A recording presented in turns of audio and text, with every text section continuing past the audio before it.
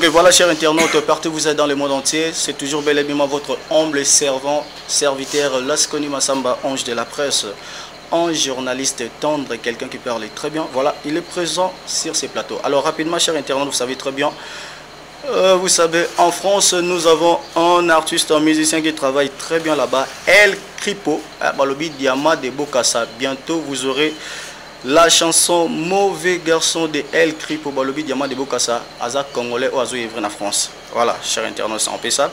Alors, vous savez très bien, chers internautes, les lotos yamba mutumo raza très important pour na biso na plateau na biso bino tout boyebi na monde entier comment est-ce que tu manipules rapide okenda na marambango donc okenda na na système AG ndenge batu nyonso ba sepela bongo kozala na biso kolanda biso à travers notre chaîne Pesa Posa na Poto TV, une chaîne bien connue partout dans le monde entier, ensemble avec celui qu'on appelle Yemoko Balobi, 6 fois patron français, Doli Moungo, merci à vous d'être toujours ensemble avec nous et sans oublier Yemoko Muto, on a combo Sugar Baby Charlie, elle a l'argent et puis elle partage, voilà. Et Inès Baende Balobi, mère double, Nakatsa François, voilà. Merci à vous d'être ensemble avec nous. Alors, j'ai reçu pour vous un artiste que je respecte, non, c'est un porte-parole plutôt, que je respecte beaucoup, de celui qu'on appelle Weranson Igwe, les rois de la forêt. Il est ensemble avec moi sur ces plateaux. Tout me campé ko beta non masola ou musique à maison, parce que toujours un peu temps na bango to beta sous masola ngote kasi lelo to ben campé ko découvrir bango le sous na micro ya Pesa Posa na Poto TV. Voilà. Papi le Prince, bonjour à vous. Ouais, bonjour. Comment vous allez? Ouais, très bien par la grâce de Dieu. En tout cas, d'abord, on a profité vraiment de l'occasion. D'abord, on a remercié Batou Baouta, la mission à Monde. On a Rosalenga, on a parlé 100%. On a remercié Boss Nanga, Wazotalanga, Andira qui a parlé au Ransonic, les big boss des rois de la forêt, leader là, la Ratanga, ceux qui étaient leaders, ils ont respecté les conditions physiques normales. Et puis, na sanité dans le niveau États-Unis, on a remercié sur ce moment la mission Massi de Chiman Pata. Oh, il n'y a pas Zolandanga, Andira qui a parlé au Ransonic, qui est États-Unis pratiquement na Chicago. Parce que toi, on a parlé au rançonné, on a de la paix, on a parlé au rançonné au niveau des États-Unis. On a monné déjà exaucé, en tout cas, on s'appelle encore une fois en 2019 dans l'émission Palabino. Parce que vraiment 2019, on a bien parce qu'il y a vraiment maladie. Donc, on a peut-être troisième moto à jouer au niveau internet pendant l'émission 2019. Donc, nous avons sali grâce, après encore une fois. De bonne santé et on a profité pour souhaiter comme on appelle ça na battu tout balinga papier les princes dans niveau du monde entier mobimba la pesibino format dans bonne année. Ok, merci beaucoup Papi le Prince. Alors rapidement, chers internautes, avant de continuer cette émission, je vais d'abord commencer par remercier celui qu'on appelle Jonathan Djika qui est aujourd'hui ensemble avec nous derrière la caméra. Alors Papi le Prince, rapidement, actualité à Wenga Musique à Maison Mère Zandéni, parce que bon, là il trop hein. Parce que dit que 2018 les déjà dirigé par la biso batu bazaki na système à 7 jours de la semaine. Batu nyoto bazenga luketo batu tout bakota diemba batu nyoso tout ba bena alora na film nigérien. Et puis la minute 2019 7 jours de la semaine, ils ont même battu déjà sur 2019. La minute actualité, c'est formidable. Ils allaient bonus il y a 7 jours de la semaine. Fanatique, il y a musique à maison, qui vraiment. Donc, 7 jours de la semaine, à casse niveau, les rois de la forêt, il y a un niveau. Il y a un style, les rois de la forêt. On a besoin de service encore une fois bonus. Il y a un côté qui a un bonus, c'est formidable. Déjà, tous aboués, Nancy, tous allés dans la répétition en coulisses. On a répété dans la coulisses pour la préparation à double concert au Tozo qui a organisé Rosana Béatrice Hotel. Donc, le roi de la forêt. Membre de députation, si vous avez besoin d'un concert, vous préparez un double concert à Béatrice Hotel. Donc, double, trois fois. Donc, vous avez on est à Bissau, musique. Et puis les rois de la forêt, ils ont atta abimi député à la musique pour la passion. Donc, au bêta de la musique. Histoire pour toi, on va créer un double concert. On va prendre ok Bissau de bêta, zénith, rapide. Donc, c'est-à-dire, on les a concert, on a pour la présentation, il y a sortie officielle, il y a formidable. Donc, formidable, où il y a. Ils ont accompagné toujours 7 jours de la semaine. Donc, je te obimisango, je peux te obimisa encore une fois. DVD, il y a coffret, DVD, il y a 7 jours de la semaine, il y a clip au Moussou. Non, il y a talangote, clip au Moussou, si on a déjà net et bandi. Déjà, coffret, on a surtout Ebimanzela. 520 gigas. Ouais, il y a les gens qui ont surtout directement na double concert wana ya au moins minute le roi d'Aforabi to reprendre l'activité normale ba séance na biso surtout au ya ba répétition ya public ezongi donc chaque mardi mercredi jeudi to za bon na Zamba player mardi à Cancoulis le roi d'Aforabi sera d'abord chance na ba bana basi parce que ebi ba maman ba on en liboso to pesa ba chance kala na minute to ada na moi au déjà ya au tozo qui est déjà ba Saint-Valentin quand même ya ba mourir et puis moi to ya côté sur ya mars ses apôtres na ba maman journée de la femme et au moins le roi d'Aforabi sa chance vraiment la ba maman et surtout bateau tout ba soutenir na niveau ya ba groupe WhatsApp. Donc en commençant par les chansonniers de Weranson, ils ont dirigé par Dr. Ige Malongi, Titi quand même va faire des millions, Rachel Gina la poétesse, Céline Foumou, et puis les voix Weransoniques, ils ont dirigé par Dr. Ridel Touka, tu as Maman Douche, on a niveau il y a Goma, tu as les intimes de Weranson, tu as Weransonique, tu as 100%. Weranson, Johnny Milongo, tous les de Weranson, les combattants de Weranson, les élites de Weranson, il y a le roi d'Aforabi sa chance pour nous. Même mercredi, j'ai des répétitions au public. Populaire. On les a répété au le roi d'Aforabi parce que chance à recevoir la peine dans le public. D'abord, on va d'abord mon président Johnny, vous m'avez côté et tout est content. Abi président Weranson, toi la besoin de la bison oh yembe la maman si des jimans pata, fort modèle. En bétango. Donc on va d'abord tout mon cario katemo. Mort habituel à besoin de quand tu vas taper déjà les maïmons en béton on les a répétition populaire oh ya moni le roi d'Aforabi ba fanatique nyo surtout ba linga wenge musique à maison mère porte ici déjà fungwa mi pona ba répétition na biso populaire pour mikolo donc ils tozo préparer sur les 2 mars oh toi na ndo le monde à Bibwa to beta na Bibwa après ndeto yo pesa binosko date oh ya double concert on a to beta. Ok, merci beaucoup, Papi le Prince. Dans l'actualité, chers internautes, partout vous êtes dans le monde entier, tu es Papi le Prince Nengolo. Mais Papi le Prince, tu me gorso la moi mouki, tu zonga mouki moi sima. Total à décembre ou tu le cas. Il y a que 7 jours de la semaine, on doit être makasi cartonné, que zala qui n'attend, yango bat fêter non. Mais surtout zongi total bien.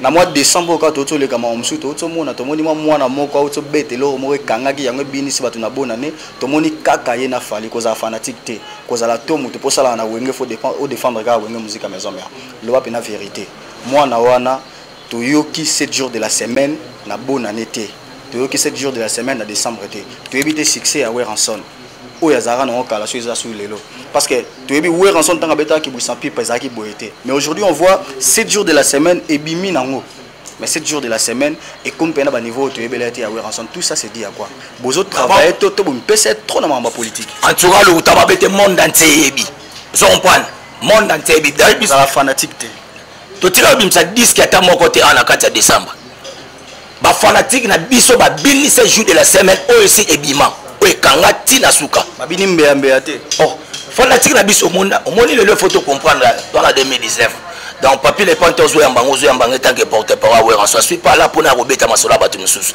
donc soza na bezo beta liswa batu mususu que luka directement batuana na ba porte-parole na bango donc moi je parle de Weranson donc fanatique na biso aza déterminé na artiste na e le nom est biso le moi faut comprendre tant to beta liswa le roi d'Aforabi faut comprendre ba makam mususu Weranson aza leader mo o lelo donc yaza ata azuika ka bimselo moka mukeboy yeba ke monde entier célébrer donc biso awa 2018 batu ba yebi le roi d'Aforabi d'abord ce jour de la semaine mokole bima ozala il est le seul artiste au abimsa disque en pleine victoire batu ba vandana ozala wana omona on prend exactement que peut-être aujourd'hui peut-être bana maman la guitare moi si aujourd'hui toi combi bolati ba polo bobite to ke na édition mo boy tout ça le roi est plein biso ça rappelle la guitare c'est jour de la semaine ezobima en pleine victoire la place des artistes ba tutu ba ba moni dégâts plein et puis était kamanyo sote si la première lot après tu reçois ba deuxième lot nous sote si là donc biso c'est jour de la semaine était kama et puis ebinaka mututu abinaka diemba mututu amataka mututu charge et puis le roi d'Aforabi a 16 jours de la semaine. En décembre, oui, on s'en a bêtité. Ce qui est que n'est qu'au il y a des fanatiques à Ouéra. Ça, on prend. Les fanatiques à Ouéra. La musique, c'est un rapport avec les fanatiques. Papa, si on y a décembre, au circuit qui Congo Mobimba. D'abord, en décembre, comment même pas en Tchétchène. Ça, on prend. En décembre, on tamboule tous les bois tités. On a émission de décembre, tout bêtis à mort. Et puis ce jour de la semaine, il est les obéta. Nande to bimsa bonus et ko zalaka na bino. Et bandaka obéta. pour biso to tika biloko moni lelo sote na 16 jours de la semaine le roi de la forêt a na 3e rythme ya cirque oyebi ke biso depuis batika biso ba papa wendo to na ba rythme to yaki na ngweza rumba et puis 2e rythme ezali ndombolo tout kaluja bois quand même tapé sacré zawe rançon le roi de la forêt au batu ba yebiki za ndombolo 3e rythme le roi de la forêt yiko ya nango na kata 16 jours de la semaine ba monet ba titre to na rythme o ya afro musique na kati afro musique wana we rançon na 16 jours de la semaine a salaki diversité ya ba style nyonso tout la preuve na omona a valoriser 4 langues nationales mboka na biso ayembi na chiluba nzemba mamu ayembi na ba Congo ayembi na bandande etalaka bandande baza bato mo baza moke na kati ya Congo mais bandande baza makasi na kati ya commerce bosozwi mundande lelo pesi de kaka bikolo ya masango so ye lobe komi mbala moko dépôt ozwi bandande opesi 3 Thomson lobo ye mamo comme chambre froide donc c'est-à-dire ba yebi lo ba bengi commerce so talipe lelo ba na oye pela na ville na biso mona ba immeuble belé à danger pe no mona za bandande donc a valoriser bango donc ayembaki asali diversité ya ba style nyonso tout donc yango 7 jours de la semaine et koki jamais aussi là na mona ka bato parce que bengango lundi mardi mercredi dimanche il y a des jours donc yo so lamuki mardi ba kina lamuki là na kati ya 7 jours de la semaine so lamuki samedi ba kina lamuki déjà pas wera na 7 jours de la semaine donc c'est lormo oza etikali po na libela. Ok, merci beaucoup Papi le Prince. Alors, formidable, c'est pour quand? Bon, formidable déjà, c'était prévu déjà Tobimsa parce que c'est formidable, ça qui n'a 5 titres. Tu as 5 titres, tu as 2 chansons. Oh, le roi d'Afrique a fait chance dans le Café Room. Et puis tu as 3 génériques. On va retrouver encore une fois Diego, on va retrouver Jamaïque, Goldberg. Mais tellement au monde que c'est formidable tant j'espère que yo yebi conditions auto vivre pendant décembre. Décembre vraiment l'activité est parce que tout le monde a basé dans l'élection. Tout le monde a basé dans ma élection. Et puis tout ça qu'il fallait que normalement à la fin décembre pour Tobim ça formidable tellement battu surtout basé dans ma élection parce que comme élection ça y monde ya biso Congo mobimba aza obligé pour aller là il y a le roi d'Afrique non to pousse yango de façon que Tobim sango déjà na ba fin janvier début février mais siko tellement Tobim sa siko to juste sur la demande mosusu ya batu ba yesusu ba yembela bango nde na minute nzembo ya le roi d'Afrique zo yembela pour ça golf kizola et baksama la minute le docteur les plus célèbres o akangi na minute makambo les tenta yo yebi les tenta yende mutazasko na kata makambo na ndenga baje zompa abi le roi d'Afrique batu ba yembinga mais na besoin yo moko yembangai yo moko le roi d'Afrique moko tabana o yembanga parce que yo soko yembi na ngaite seke commis penalty donc c'est-à-dire nzemu to yemba ya docteur yemoko donc des fois te na mikolo muta simbi pena makambo babi il faut apprécier l'homme à son époque à l'ingratitude condamnable donc époque na époque na donc le roi d'Afrique yemba et puis surprise mo ça le roi d'Afrique a obeta wana za pona ko luka ko bimisa su ba mission na biso ba no pour écrire o ba esika ba mission o ba tie non pierre te na kata wingi kusika maison mère mais jusqu'à preuve du contraire tous en bango il a fallu au piste moko ea de façon mutu na mutacha ba vocal pour afula ba ndenga message on fula batinyos. Ok, merci beaucoup. Je pense que cette émission fait plaisir à celui qu'on appelle Ben Love, LKS Lokosa Balobi, l'original. Voilà. Et sans oublier celui qu'on appelle Chimène, elle est présente ensemble avec nous sur ces plateaux. Et sans oublier Yemoko Balobi, Banque mondiale, exemple à suivre, Massananga depuis States. LK Nampia, le The Last Man Standing, Divenal Kakou, le patron canadien. Balobi Dem Silisa la Ilumbe, Balobi moi na Canada, Tongo na Kata Ottawa, et celui qu'on appelle Balobi Gloire Luboya, Fondation des Libertés appuyée pour la grandeur, LAG en sigle. Voilà.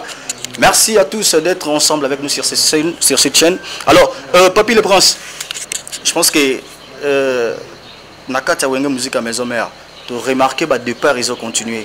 Bah départ wana ils a dit à quoi tu as vu que na minute et senga we rançon a travaillé dur pour ça qui na marambo belé ils a betaka musique ndé lequel we marambo wana ou comment en tout cas biso déjà musique to betango mon biso départ le bela biso le moté ça comprendre parce que na minute so mission le moko la wonye musique à maison yeba no na 9 bébé babotam na maman me bazo le déjà na ye pas wera na côté pas wera na bonga comprendre donc biso mamba départ le bela moté parce que wera so ta on na longo kesté donc to ça na et tout na taba président Johnny Vouemba webisao wenge musique à maison mais c'est wera son ça comprendre le lot na comprendre batu ebele bazaka so peut-être moi le mot bayemba mo actualité ya maison mère mais faut comprendre que si to luka ko penge l'actualité ya wenge musique à maison mère faut comprendre si que Weranson as leader le plus populaire makamna il faut batwa lo bango donc il faut pas bon di marketing to linga omona antebo vanda pe boy omona mutu asale mission na me titre to chaka komba wera na kati mayambi ne peut peut-être pas le prince mais de façon ka ba lukani omoni lelo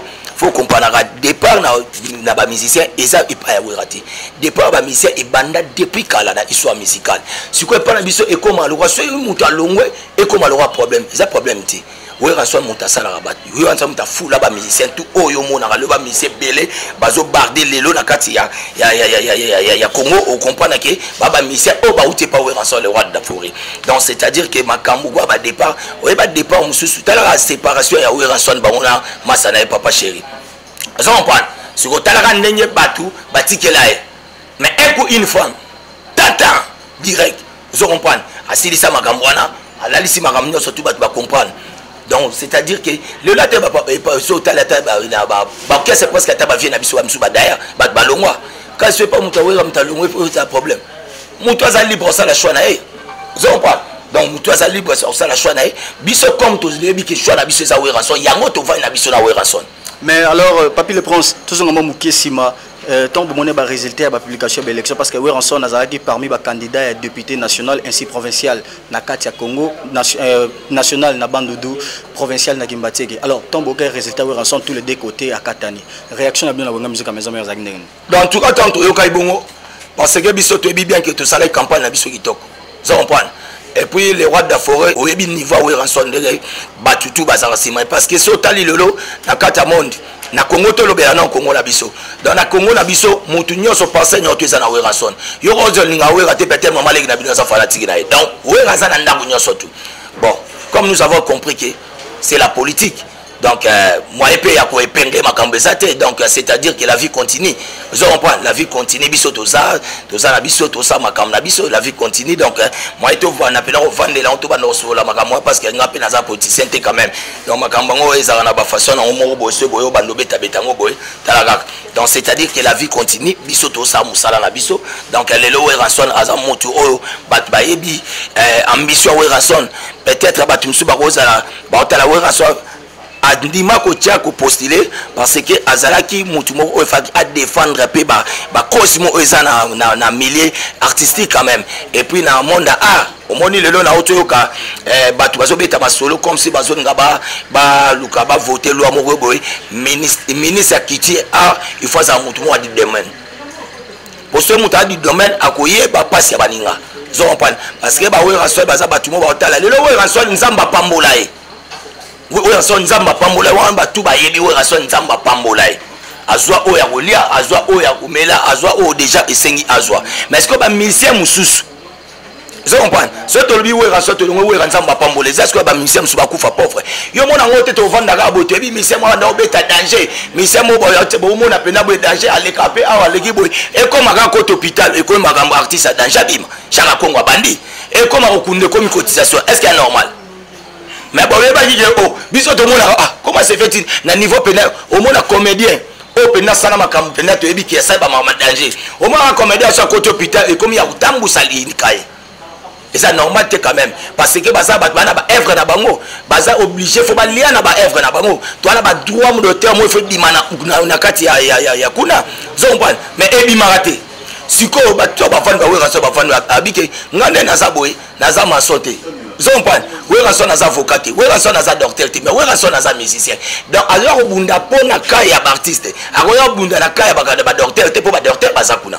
Zompan, alors bunda ka avocat pour avocat même tête as mieux placé ya domaine aye. Ya oui ba passe ta bande kindaka. Mais comme Weranson as artiste, donc à mon passe o ya artiste ba ndeko na artiste o bazomona. Donc c'est-à-dire que ezaki ba ambition, il y a les rois de la forêt, il y a ko défendre makambo etali peke faut battre la paix mamba tozala basala malonga te na kati ya Congo la biso oyebi ya o basala moko peut-être ba biboye ba basala spectacle eza beleti mais a omona ke ba etoa na centre wa ni Bruxelles zomban tozala ba ad de la gonto rapé ad de la gourmandisation pe banane de toyoka donc c'est-à-dire ce que biso pe il faut tozala batu moko boye tout ça peut-être dans studio moi makasi ezanga c'est comme studio au téléphone que marqué na kata poto vous comprenez ba studio on faut pas ça là bas tout dans les abablo mo ba droit pe oyo ba musicien faut pas mériter ba méritant ezanga te que tout monde musicien toi non c'est pelané à ça il a mboka na suka kufa pauvre et comme cotisation comment et quoi ba no belela botala ka tete ba bloc on il faut luka ici là yango merci encore une fois na papa na biso Félix Chilombo papa na biso mais président Nabiso Eli, merci vraiment Nayo. Donc on sentir déjà que papa Nabiso a rigueur moko déjà que côté à côté batu bango mo so les 3 fois ba bandi ko changer dans seconde. Ok, merci beaucoup Papi le Prince. Alors rapidement dernier mot et dédicace non parce qu'on est presque à la fin de cette émission.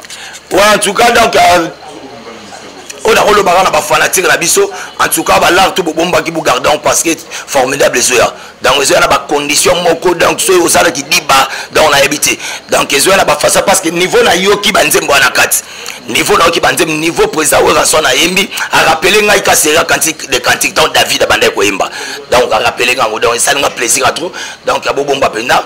Entre-temps, chaque mardi, mercredi, jeudi, tous abonnés à Zamba Player, tous les fanatiques à Wenge Musique à Maison Mère, bisous à la tante Toba, qui te rebête à la carte, il y a Toboya, les deux, te rebête à la Bibois, Boya, format, et plutôt le baquet, tout ça qui plaît. Parce que le long où tu t'as yébi, quand tu parles du plein, nous voyons directement où est rançon. Faire du plein, c'est faire du où est rançon. Ce rebête qui concerne nos Batoubaye, au sali fait, tout le monde qui est Batoubaye, qui le bat, j'ai fait du où est rançon. Au baquet, la salle qui plaît. Le bano, j'ai fait du où est rançon. Parce que où est rançon déjà, vous avez dit où est rançon, il y a moi, bien qui plaît. Des synonymes, il y a plein. Les faire du wera c'est faire du plein donc c'est-à-dire que biso to basute boya faut aimer bele on les a déjà devoir na biso autopé ça mo batu si pas mon ba démonstration makama aussi déjà si là na mo batu ba comprendre donc bo c'est la peine de calamité bozwango pour la bateau tout bazana besoin ba contacter Papi le Prince numéro de contact nanga boyebi déjà que code na biso robeta 240 au chemba mo komba mo nanga obetika plus ya uli mosheni 97 067 16 44 plus ya uli mosheni 97 067 16 44 les gars n'ont pas qu'il faut apprécier l'homme à son époque à l'ingratitude condamnable. Mais quand nous allons combattre par des preuves tangibles, ça va saigner. Mais quiconque châtie ou est rançon, il sera châtié par les inconnus. N'est-ce pas au monde à Rassibo, Babisoto Bimi, au monde à Sankara, Bapi Roger, Basediko, Bayaro Djane, Bamerano, au monde honorable King Teki, au monde à Blaise éléments. Dans les arrandés, bon, il y en a pas qui te sert la ingratitude à Congolais. Moukolo Balamba, Soso Moutaluki Kirda, même Kole comme un doun d'Abakom Kosel, à l'élève comme on les a ingratitude tout le cas tout ça la montée na pesira ba mbote na bati o ba soutenir d'abord na cause à l'ingraté à remercier d'abord grand frère propre à Paris archevêque Bem Lobobo félicitations na opération zéro fénère na initiative aux yeux à fortifier ba ya tout faut ba ça la passion à lobby les ande maramou musala nde yango na tata maman merci encore une fois archevêque Bem Lobobo na remercier Yaouli Penze mais puis via bakale Yaouli Penze mais na pesi ba mbote na il y a Garen Kombo, pourquoi pas na Roger Mvumbi. Na remercier Massananga Basiman Kinganda Babasiman à Paris. Massananga Ikandi tous ces vos bakandi. Na pesi bambote na président dans la ville, pourquoi pas na Ben Mouka Chamonembola. Na remercier Anna Gisasa, le président Johnny Vwemba, Balobeti Tekota et Tekiama, pourquoi pas na Kario Katembo, pourquoi pas na MDD business ils sont tout remplaçant valable à panneau soleil na kata Congo na venanga empereur JP Lumala puis over bankala ya bankale venanga honorable Timothée Chimanga batu na tangi na boze belé surtout à poto boza pene belé boye ba en tout cas na lingabi no makasi on a tangité donc boye ba prochaine émission au sala na biki ba Caleb lo la botalanga na biki ba die donner lo botalanga donc ba we ransonique du botalanga donc aussi mon coco ba dada musinga ba otalanga bino nyoto na linga bino mingi donc na minute yo et que na boye 2019 makamba sika po belé pe na décembre awa bobenga pe souté décembre pe bobenga pe souté bo sagi na bio pe ba geste té donc on peut monique la boîte qui yote ko sika même pas parce que contrat photo renouvelé en 2019 pour na 2018 to kabo na suka awa bo sala ki tele ko moté voilà bo sala ki le moté yango OK merci donc on la qualité boye barato bengana numéro WhatsApp ezana to coacher. Ok, voilà, merci beaucoup. On est à la fin de cette émission. Je pense que cette émission a fait plaisir à tout le monde qui est en bien news avec Ange de la Presse et sans oublier Yemoko Balobi, 6 fois patron français, Doli Moungu. Dolly Moungo, merci à vous. Ainsi, Sugar Baby Charlie, elle a l'argent et puis elle partage. Ainsi, Inès Bainde, elle a aussi l'argent et puis elle partage. Et sans oublier Yemoko, c'est lui qu'on appelle Elkan Apialou de Last Man Standing. Jonathan Djika, merci à toi d'être derrière la caméra. Ainsi, toute la famille, Massamba, ainsi mes amis, ma famille. Continuez de vous abonner sur notre chaîne Pesa pour Sanapoto TV, déjà de retour. Tout est encore ici. La suite au prochain numéro.